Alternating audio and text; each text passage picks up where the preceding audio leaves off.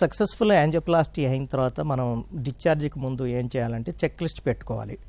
మనం ఏ సైట్ నుండి చేసామో అనేది ఉంటుంది. యాంజియోప్లాస్టీ మనం ఐదర్ ఫిమరల్ రూట్ కానీ రేడియల్ రూట్ కానీ చేస్తుంటాం. రేడియల్ రూట్ చేసినప్పుడు ఏంటంటే హెమటోమా ఏమైనా ఉందా, పల్సేషన్స్ ఏమైనా ఉన్నాయా, హ్యాండ్ నమ్మునేస్ ఏమైనా ఉందా ఉంటే ఇమీడియట్గా you have to contact the doctor.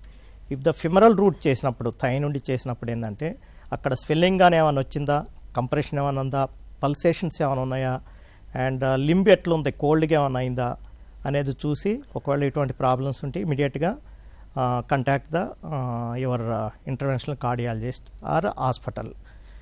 Another one is after angioplasty main thing is to continue the medications. Usually stent పెట్టినప్పుడు ఏంటంటే మనం we are keeping the metal stent. Metal అంటే it's not foreign body to our body, so it will get rejected by the body. To prevent that we have to continue the antiplatelets. ఏంటంటే aspirin ఒకటి, clopidogrel కానీ, Axcer కానీ or prasugrel కానీ compulsory తీసుకోవాలి. Usually minimum 2.5 months to 3 months compulsory medicines ఒక్కరోజు కూడా skip చేయొద్దు. Another one is cholesterol tablet.